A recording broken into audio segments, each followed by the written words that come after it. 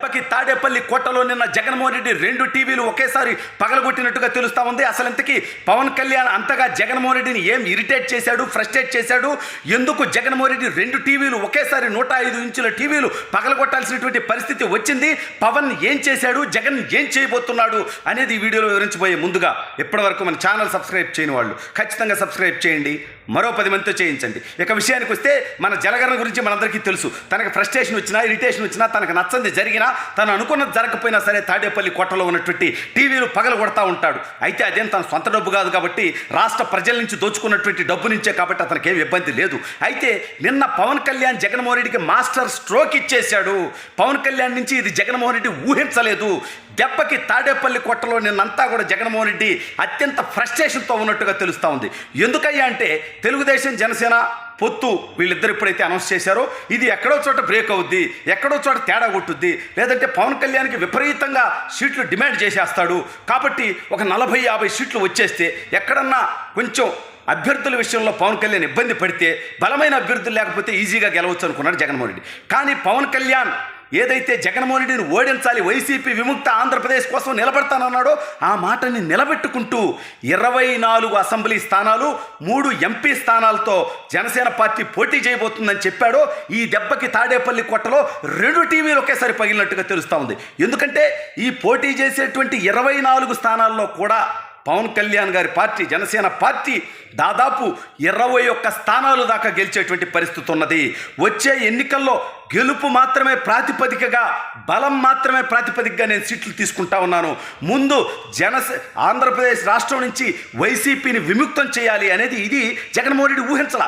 ఏదో విధంగా పొలబెడదాం, రెచ్చగొడదాం, కులాల మధ్య చిచ్చు పెడదాం, ఏదో ఒక పరికమాలినటువంటి తన బానిస నాయకులు ఉంటే వాళ్ళని అడ్డం పెట్టుకొని ఇప్పుడు అంబటి రాంబాబు గారు ఉన్నాడు. వాడు ఒక కామకుక్క అనేది మనందరికీ తెలుసు. వాడు నోరు తెరిస్తే పవన్ కళ్యాణ్ గారిని తిట్టానుకో, చంద్రబాబు నాయుడు గారిని తిట్టానుకో, లోకేష్ గారిని అవమానించడానికో తప్ప ఈ పనికిమాలనోడు ఏ రోజన్నా తన మంత్రిగా, నీటిపారుదల శాఖ మంత్రిగా ఉన్నాడు కదా, ఈ లుచ్చా అంబటి రాంబాబు గారు ఏ రోజన్నా నీటిపారుదల శాఖకు సంబంధించినటువంటి ఒక రివ్యూ పెట్టి లేదంటే ఒక ప్రాజెక్టు పూర్తి చేసి పోలవరం ప్రాజెక్టు దౌర్భాగ్యుడు ఏడాది పైగా మంత్రి అయింది కదా, 1.5 అయింది కదా, పోలవరం ప్రాజెక్టు 5% అన్న ప్రగతి చూపించావా నిచ్చుడు అంటే మాట్లాడు. పవన్ కళ్యాణ్ గారిని, కాపు కులాన్ని అవమానించడానికి మాత్రం ఈ దౌర్భాగ్యుడు వస్తాడు. వీళ్ళందరికీ ఊహించినటువంటి షాక్. అందుకే నిన్న 24 సీట్ల కోసం గుర్తుపడ్డావా, 24 సీట్లే తీసుకున్నావా అని రోజా దగ్గర నుంచి, అంబటి రాంబాబు దగ్గర నుంచి, కొడాలి నాని దగ్గర నుంచి చివరికి కోడిగుడ్డుగాడు వాడి సీటు వాడికి దిక్కు లేదు కానీ వాడు పవన్ కళ్యాణ్ ఎన్ని సీట్లు తీసుకోవాలో మాట్లాడేటువంటి పరిస్థితిలో ఉన్నాడు. వీళ్ళందరి బాధ ఒకటే, వీళ్ళందరి ఫ్రస్ట్రేషన్ ఒకటే. తెలుగుదేశం జనసేన కూటమి ఘన విజయం సాధించబోతా ఉంది.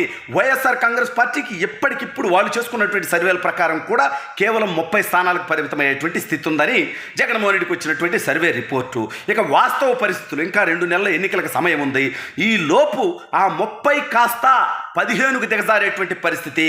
అందుకే వాళ్ళకి తొత్తర ఎక్కువైపోయింది. పవన్ కళ్యాణ్ మీద ఇష్టం వచ్చినట్టు మాట్లాడుతూ ఉన్నారు. నువ్వు అమ్ముకున్నావు అంటున్నారు, ప్యాకేజ్ అంటున్నారు. ఒరే పనికిమాలిన వెధవల్లారా, పొత్తు తప్పు అయితే మీ దృష్టిలో పొత్తు పెట్టుకున్నాడు సింహం కాకపోతే పనికిమాలినోడు అయితే పొత్తు పెట్టుకున్నాడు. మరి రాజశేఖర రెడ్డి 2004 ఎన్నికల్లో ఎన్ని పార్టీలతో పొత్తు పెట్టుకున్నాడు? సిపిఐ, సిపిఎం, అదేవిధంగా టీఆర్ఎస్ పార్టీ, ఎంఐఎం పార్టీతో, కాంగ్రెస్ పార్టీ 5 పార్టీలతో పొత్తు పెట్టుకున్నటువంటి రాజశేఖర రెడ్డి, జగన్మోహన్ రెడ్డి సొంత తండ్రి, చేతగానోడు, చావలేనోడు, పనికిమాలినోడు, పసలేనోడు అని మీరు చెప్పదలుచుకుంటా ఉన్నారా? ఇవాళ మీరు చెప్తుంది అదేనా? ఇవాళ నేను ఒకటే అడుగుతా ఉన్నా సూటిగా, జగన్మోహన్ రెడ్డి సొంత చెల్లి జగన్మోహన్ రెడ్డి విభేదించిందని చెప్పి తన క్యారెక్టర్ గురించి, తన కులం గురించి, తన మతం గురించి, తన కుటుంబం గురించి నీచాతినిత్యంగా వైసీపీ పెయిడ్ ఆర్టిస్టులు, పేటీఎం ఆర్టిస్టులు, బజారు మనిషి శ్రీరెడ్డి దగ్గర నుంచి అమెరికాలో ఉండేటువంటి బోగ్గాడు పంచి ప్రభాకర్ దాకా నీచమైనటువంటి మాటలు మాట్లాడుతూ ఉన్నారంటే జగన్మోహన్ రెడ్డికి తల్లి అయినా, చెల్లి అయినా, తండ్రి అయినా, చివరికి సొంత బాబాయిని, సొంత కుటుంబ సభ్యులు అత్యంత పాశవికంగా నరికి చంపిన విషయం మనందరికీ తెలుసు. ఈ ఫ్రస్ట్రేషన్ల నేపథ్యంలో పవన్ కళ్యాణ్ గారిని తిట్టించడమో, చంద్రబాబు నాయుడు గారిని, లోకేష్ గారిని అవమానించడం వీళ్ళకేమీ కొత్త కాదు.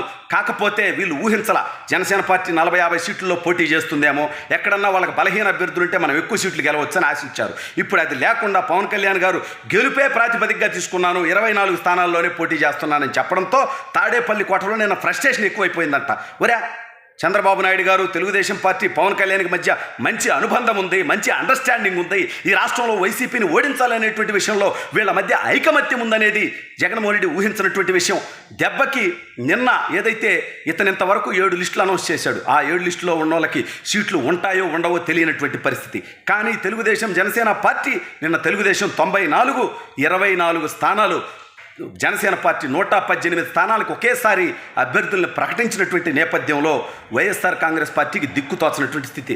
అందుకే వైవి సుబ్బారెడ్డి అంటాడు ఇవాళ ఇప్పటివరకు ప్రకటించిన వాళ్ళు ఇన్ఛార్జీలే తప్ప అభ్యర్థులు కాదు అని. అంటే జగన్మోహన్ రెడ్డి తను సీట్లు ఇచ్చిన వాళ్ళకి కూడా ఎక్కడోళ్ళని అక్కడికి, అక్కడోళ్ళని ఎక్కడికి మార్చి, ఆ మార్చిన వాళ్ళకు కూడా సీట్లు ఉంచకుండా మళ్ళీ వాళ్ళని పీకేసేటువంటి పరిస్థితి ఉందనేటువంటి ఆందోళనలో వైసీపీ అభ్యర్థులు వైసీపీ నుంచి పోటీ చేయడానికి కూడా వెనకడుగేస్తున్నటువంటి పరిస్థితి.